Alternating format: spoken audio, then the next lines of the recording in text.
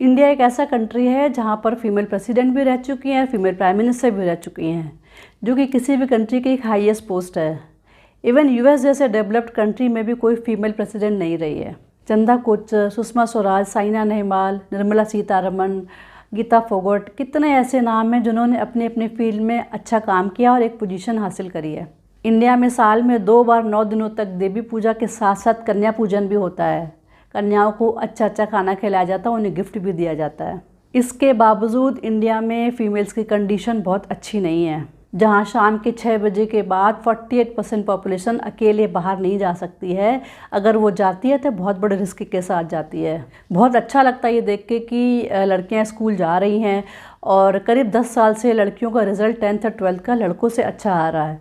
लेकिन 84% लड़कियां 10th और 12th के बाद अपनी पढ़ाई बंद कर देती हैं, और अगर कुछ लड़कियां कॉलेज जाती भी हैं तो उसके बाद वो जॉब नहीं कर सकती हैं। Safety for women, female foeticide, gender inequality, dowry, domestic violence, ये ऐसी समाज की बीमारियां हैं जिनका दर्द औरतों के हिस्से में ही आता है। ज़्यादातर ये डिस्क्रिमिनेशन जैसे कि जेंडर इनइक्वलिटी, फीमेल फेटिसाइड, इसकी शुरुआत एक घर से ही होती है।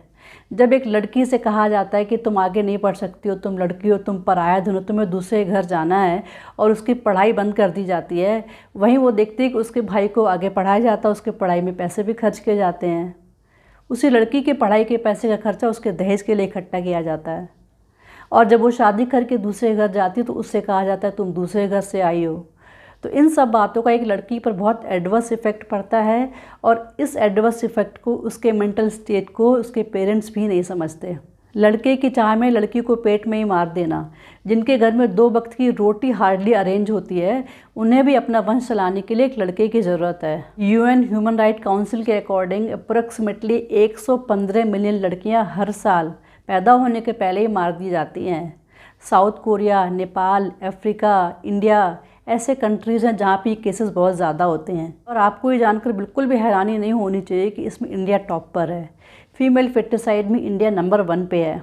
पीएनडीटी मतलब prenatal diagnostic technique act 1994 के अकॉर्डिंग जो सेक्स सिलेक्टिव अबॉर्शंस होते थे, लड़कियां अगर हैं पेट में तो उसको मार देना पेट में, और अगर लड़का है तो उसको फिर ज़िंदा रखना है, उसको पैदा करना, इस तरह के जो अबॉर्शंस होते थे उसको रेगुलेट किया गया, उसके लिए पनिशमेंट भी करी गई। लेकिन इसके बावजूद साल में करीब 5 लाख लड़कियों को पैदा होने के पहले ही मार दिया जाता है। According to Indian national crime record bureau INCBR के अकॉर्डिंग इंडिया में 2005 से लेकर 2020 तक का जो डाटा निकाला गया, उसमें हर साल डाउरी रिलेटेड केस बढ़े हैं। पूरी दुनिया में इंडिया में सबसे ज़्यादा डाउरी रिलेटेड केस आते हैं, और उसमें यूपी टॉप पर है। NCRB की रिपोर्ट के अकॉर्डिंग 35 to 40% औरतों ने कभी न कभी कहीं न कहीं डोमेस्टिक वायलेंस को फेस किया है, और ये केसेस रजिस्टर्ड हैं। कई केसेस तो ऐसे होते हैं जिनकी कंप्लेन नहीं होती है। औरतों को लगता है कि ये तो पार्ट ऑफ लाइफ है। 1 घंटे में एक औरत डाउरी केस में मरती है। 1 घंटे में 4 लड़कियों के साथ रेप होते हैं। 1 घंटे में करीब 19 लेडीज़ ऐसी, 19 लड़कियां ऐसी हैं जिनको कि उनके हस्बैंड के द्वारा मारा पीटा जाना, डोमेस्टिक वायलेंस को फेस करना। ये सभी डेटा और इन्फॉर्मेशंस गवर्नमेंट और नॉन गवर्नमेंट ऑर्गेनाइजेशंस की हैं, ये मेरी अपनी ओपिनियन नहीं है। इन सब के पीछे कहीं ना कहीं फैमिलीज़ की पुरानी ऑर्थोडॉक्स सोच, पुराने विचार, और उसी फैमिलीज से बने समाज का ये सोचना कि लड़कियां कमज़ोर होती हैं। पहले उन लड़कियों को पिता उनकी देखभाल करता है, फिर उनका हस्बैंड देखभाल करता है, भाई देखभाल करता है, और उसके बाद उनके बेटे। जो लड़की बच्चा पैदा करने का दर्द सह सकती है, जिस घर में पैदा हुई है, 20-25 साल रही है, अपने पेरेंट्स को छोड़ के दूसरे घर जाती है और किसी भी सिचुएशन में एडजस्ट करती है, तो वो लड़की कहीं से भी फिजिकली और मेंटली कमज़ोर तो नहीं है। गवर्नमेंट ने वुमेन एम्पावरमेंट के लिए, उनके बेटरमेंट के लिए काफ़ी काम किया है, जैसे कि जनधन योजना, बेटी बचाओ बेटी पढ़ाओ योजना, उज्ज्वला योजना, इस तरह की काफ़ी ऐसी स्कीम्स लॉन्च करी जिससे कि उनको काफ़ी फ़ायदा भी हुआ है। लेकिन ये काफ़ी नहीं है। जैसा कि मैंने पहले भी कहा है कि ये प्रॉब्लम ज़्यादा करके रूरल एरियाज़ में है। अर्बन एरियाज़ में तो लड़कियां स्कूल जाती हैं, हायर स्टडीज़ के लिए भी जाती हैं और अपना करियर भी परस्यू करती हैं। Actually main problem rural areas की है, जहाँ पे 10th 9th के बाद लड़कियाँ स्कूल नहीं जाती हैं। वही पेरेंट्स डाउरी के लिए पैसा इकट्ठा कर सकते हैं, लेकिन पढ़ाई में पैसा खर्च करना उनके लिए एक बर्डन है। जब तक गवर्नमेंट इन एरियाज़ में काम नहीं करती है, तब तक बहुत मुश्किल है कि सभी जगह औरतों को इक्वल स्टेटस मिले, उनको एम्पावर किया जाए।